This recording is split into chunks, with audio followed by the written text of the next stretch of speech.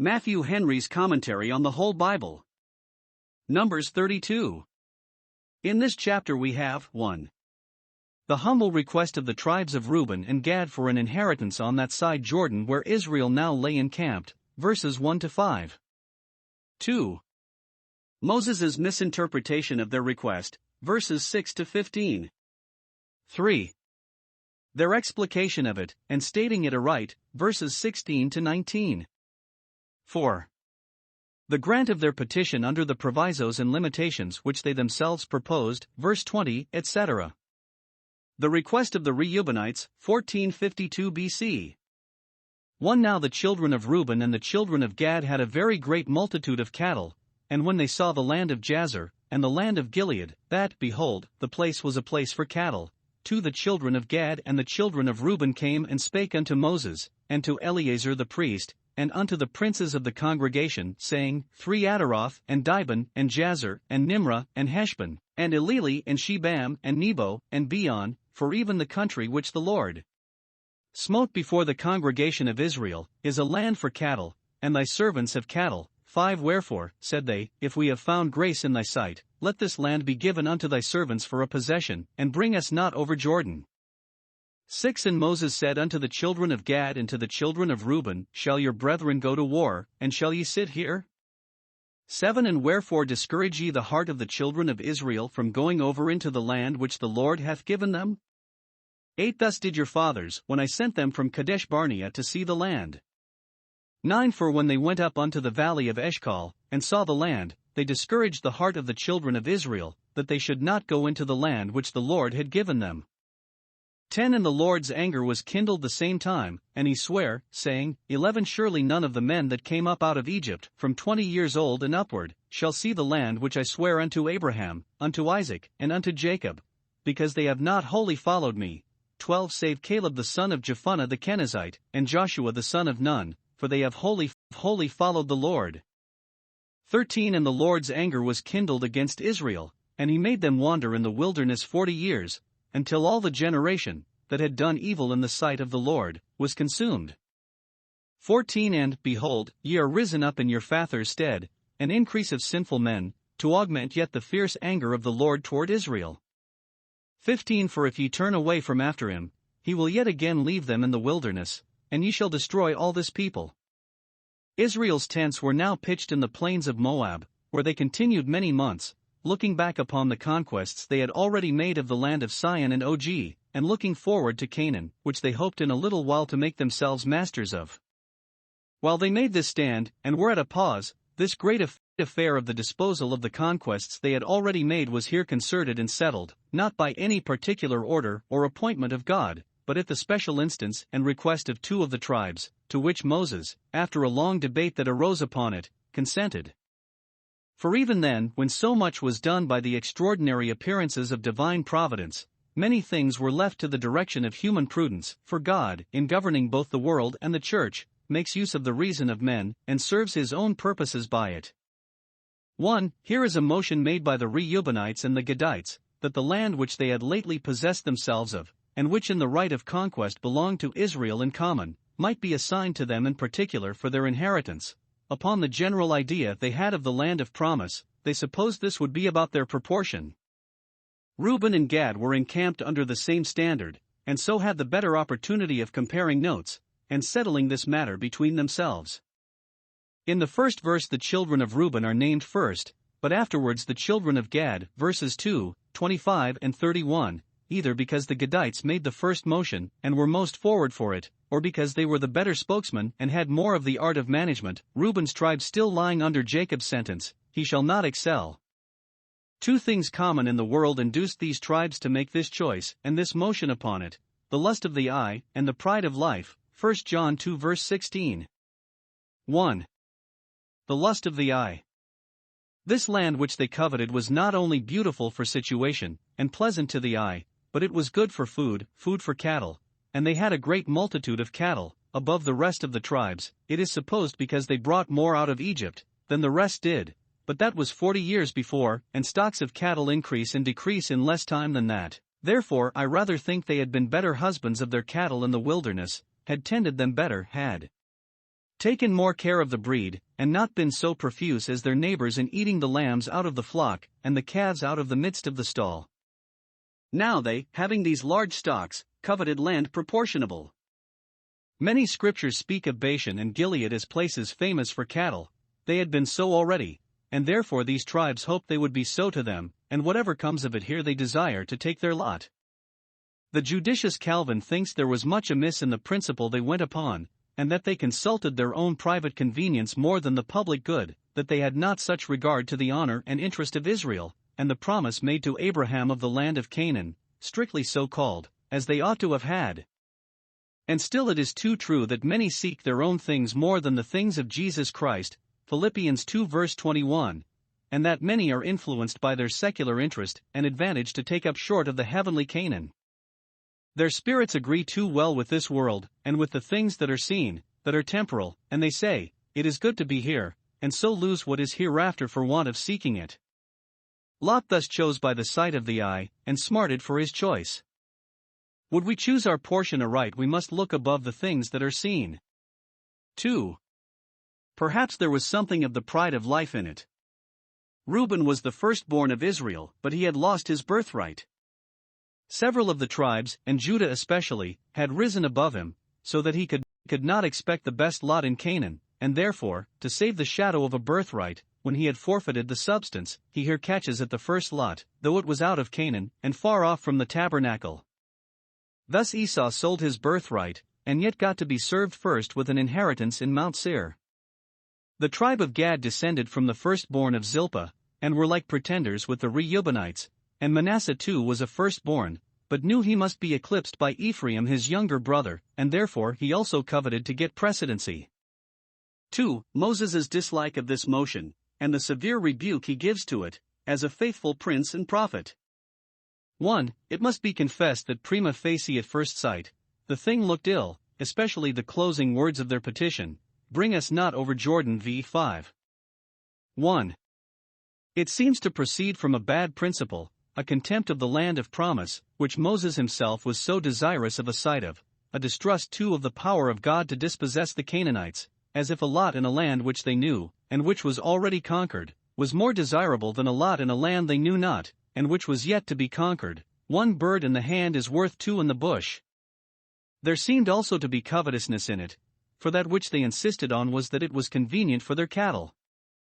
It argued likewise a neglect of their brethren, as if they cared not what became of Israel, while they themselves were well provided for. 2. It might have been of bad consequence.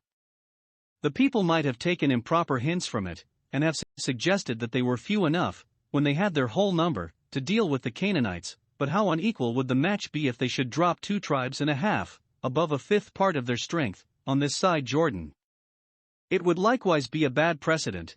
If they must have the land thus granted them as soon as it was conquered, other tribes might make the same pretensions and claims, and so the regular disposition of the land by lot would be anticipated. 2. Moses is therefore very warm upon them, which is to be imputed to his pious zeal against sin, and not to any peevishness, the effect of old age, for his meekness abated not, any more than his natural force. 1. He shows them what he apprehended to be evil in this motion, that it would discharge the heart of their brethren, verses 6 and 7. What? Says he, with a holy indignation at their selfishness, shall your brethren go to war, and expose themselves to all the hardships and hazards of the field, and shall you sit here at your ease? No, do not deceive yourselves, you shall never be indulged by me in this sloth and cowardice. It ill becomes any of God's Israel to sit down unconcerned in the difficult and perilous concernments of their brethren, whether public or personal. 2. He reminds them of the fatal consequences of the unbelief and faint-heartedness of their fathers, when they were just ready to enter Canaan, as they themselves now were. He recites the story very particularly, verses 8 and 13. Thus did your fathers, whose punishment should be a warning to you to take heed of sinning after the similitude of their transgression. 3. He gives them fair warning of the mischief that would be likely to follow upon this separation which they were about to make from the camp of Israel. They would be in danger of bringing wrath upon the whole congregation, and hurrying them all back again into the wilderness, verses 14 and 15. You have risen up in your fathers' stead to despise the pleasant land and reject it as they did, when we hoped you had risen up in their stead to possess it. It was an encouragement to Moses to see what an increase of men there was in these tribes, but a discouragement to see that it was withal an increase of sinful men, treading in the steps of their fathers' impiety. It is sad to see the rising generation in families and countries not only know better, but worse than that which went before it, and what comes of it? Why, it augments the fierce anger of the Lord, not only continues that fire, but increases it, and fills the measure, often till it overflows in a deluge of desolation. Note, if men did but consider as they ought, what would be the end of sin, they would be afraid of the beginnings of it. 16 And they came near unto him, and said, We will build sheepfolds here for our cattle, and cities for our little ones. 17 But we ourselves will go ready armed before the children of Israel, until we have brought them unto their place, and our little ones shall dwell in the fenced cities because of the inhabitants of the land. 18 We will not return unto our houses, until the children of Israel have inherited every man his inheritance. 19 For we will not inherit with them on yonder side Jordan or forward, because our inheritance is fallen to us on this side Jordan eastward. 20 And Moses said unto them, If ye will do this thing, if ye will go armed before the Lord to war. 21 And will go all of you armed over Jordan before the Lord, until he hath driven out his enemies from before him. 22 And the land be subdued before the Lord, then afterward ye shall return, and be guiltless before the Lord, and before Israel, and this land shall be your possession before the Lord. 23 But if ye will not do so, behold, ye have sinned against the Lord, and be sure your sin will find you out. 24 Build you cities for your little ones, and folds for your sheep, and do that which hath proceeded out of your mouth. 25 And the children of Gad and the children of Reuben spake unto Moses, saying, Thy servants will do as my Lord commandeth. 26 Our little ones, our wives, our flocks, and all our cattle, shall be there in the cities of Gilead. 27 But thy servants will pass over, every man armed for war, before the Lord to battle, as my Lord saith. We have here the accommodating of the matter between Moses and the two tribes, about their settlement on this side Jordan. Probably the petitioners withdrew, and considered with themselves what answer they should return to the severe reproof Moses had given them, and, after some consultation, they return with this proposal, that their men of war should go and assist their brethren in the conquest of Canaan, and they would leave their families and flocks behind them in this land, and thus they might have their request, and no harm would be done. Now it is uncertain whether they designed this at first when they brought their petition or no. If they did, it is an instance how often that which is honestly meant is unhappily misinterpreted. Yet Moses herein was excusable, for he had reason to suspect the worst of them, and the rebuke he gave them was from the abundance of his care to prevent sin. But, if they did not, it is an instance of the good effect of plain dealing. Moses, by showing them their sin, and the danger of it, brought them to their duty without murmuring or disputing. They object not that their brethren were able to contend with the Canaanites without their help, especially since they were sure of God's fighting for them, but engaged themselves to stand by them. 1. Their proposal is very fair and generous, and such as, instead of disheartening, would rather encourage their brethren. 1. That their men of war, who were fit for service, would go ready armed before the children of Israel into the land of Canaan. So far would they be from deserting them that, if it were thought fit, they would lead them on, and be foremost as all dangerous enterprises. So far were they from either distrusting or despising the conquest of Canaan that they would assist in it with the utmost readiness and resolution. 2. That they would leave behind them their families and cattle, which would otherwise be but the encumbrance of their camp, and so they would be the more serviceable to their brethren. Verse 16. 3. That they would not return to their possessions till the conquest of Canaan was completed. Verse 18. Their brethren should have their best help as long as they needed it. 4.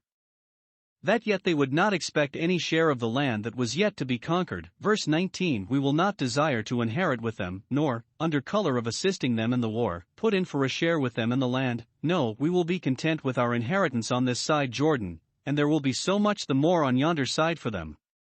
2. Moses thereupon grants their request, upon consideration that they would adhere to their proposals. 1. He insists much upon it that they should never lay down their arms till their brethren laid down theirs. They promised to go armed before the children of Israel. Verse 17. Nay, says Moses, you shall go armed before the Lord, verses 20 and 21.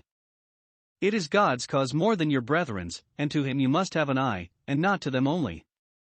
Before the Lord, that is, before the ark of the Lord, the token of his presence, which, it should seem, they carried about with them in the wars of Canaan, and immediately before which these two tribes were posted, as we find in the order of their march, chapter 2 verses 10 and 17. 2. Upon this condition he grants them this land for their possession, and tells them they shall be guiltless before the Lord and before Israel, verse 22. They should have the land, and neither sin nor blame should cleave to it, neither sin before God nor blame before Israel, and, whatever possessions we have, it is desirable thus to come guiltless to them. But 3. He warns them of the danger of breaking their word. If you fail, you sin against the Lord, verse 23, and not against your brethren only, and be sure your sin will find you out, that is, God will certainly reckon with you for it, though you may make a light matter of it. Note, sin will, without doubt, find out the sinner sooner or later. It concerns us therefore to find our sins out, that we may repent of them and forsake them, lest our sins find us out to our ruin and confusion. 3. They unanimously agree to the provisos and conditions of the grant, and do, as it were, give bond for performance, by a solemn promise, thy servants will do as my Lord commandeth, verse 25. Their brethren had all contributed their assistance to the conquest of this country, which they desired for a possession, and therefore they owned themselves obliged in justice to help them in the conquest of that which was to be their possession. Having received kindness, we ought to return it, though it was not so conditioned when we received it.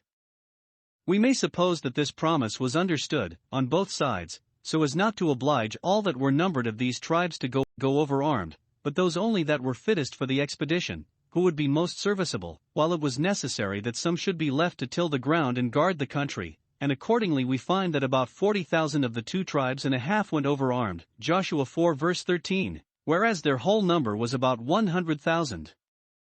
Inheritance of the Reubenites, 1452 BC. 28 So concerning them Moses commanded Eleazar the priest, and Joshua the son of Nun, and the chief fathers of the tribes of the children of Israel, 29 And Moses said unto them, If the children of Gad and the children of Reuben will pass with you over Jordan, every man armed to battle, before the Lord, and the land shall be subdued before you, then ye shall give them the land of Gilead for a possession. 30 But if they will not pass over with you armed, they shall have possessions among you in the land of Canaan. 31 And the children of Gad and the children of Reuben answered, saying, As the Lord hath said unto thy servants, so will we do. 32 We will pass over armed before the Lord into the land of Canaan, that the possession of our inheritance on this side Jordan may be ours. 33 And Moses gave unto them, even to the children of Gad, and to the children of Reuben, and unto half the tribe of Ephraim the son of Joseph, the kingdom of Sihon king of the Amorites, and the kingdom of Og king of Bashan, the land, with the cities thereof and the coasts, even the cities of the country round about. 34 And the children of Gad built Dibon, and Ataroth, and Aroer, 35, and Atroth, Shaphan, and Jazer, and Jogbehah, 36 And Beth Nimrah, and Beth Haran, fenced cities, and folds for sheep. 37 And the children of Reuben built Heshbon, and Eleli, and Kirjathaim, 38 And Nebo, and Balmeon, their names being changed, and Shibmah, and gave other names unto the cities which they builded. 39 And the children of Machir the son of Manasseh went to Gilead, and took it, and dispossessed the Amorite which was in it. 40 And Moses gave Gilead unto Machir the son of Manasseh, and he dwelt therein. 41 And Jair the son of Manasseh went and took the small towns thereof, and called them Havoth-Jair. 42 And Noba went and took Kenath, and the villages thereof, and called it Noba, after his own name. Here, 1. Moses settles this matter with Eleazar, and with Joshua who is to be his successor, knowing that he himself must not live to see it perfected, verses 28 to 30. He gives them an estate upon condition, leaving it to Joshua, if they fulfilled the condition, to declare the estate absolute. If they will not go over with you, he does not say you shall give them no inheritance at all, but you shall not give them this inheritance which they covet. If their militia will not come over with you, compel the whole tribes to come over, and let them take their lot with their brethren, and fare as they fare, they shall have possessions in Canaan, and let them not expect that the lot will favor them. Hereupon they repeat their promise to adhere to their brethren, verses 31 and 32. 2. Moses settles them in the land they desired. He gave it to them for a possession, verse 33. Here is the first mention of the half-tribe of Manasseh coming in with them for a share. Probably they had not joined with them in the petition, but, the land when it came to be apportioned proving to be too much for them, this half-tribe had a lot among them, perhaps at their request, or by divine direction, or because they had signalized themselves in the conquest of this country. For the children of Machir, a stout and warlike family, had taken Gilead and dispossessed the Amorites, verse 39. Let them win it and wear it, get it and take it. And, they being celebrated for their courage and bravery, it was for the common safety to put them in this frontier country. Concerning the settlement of these tribes observe 1. They built the cities, that is, repaired them, because either they had been damaged by the war or the Amorites had suffered them to go to decay. 2.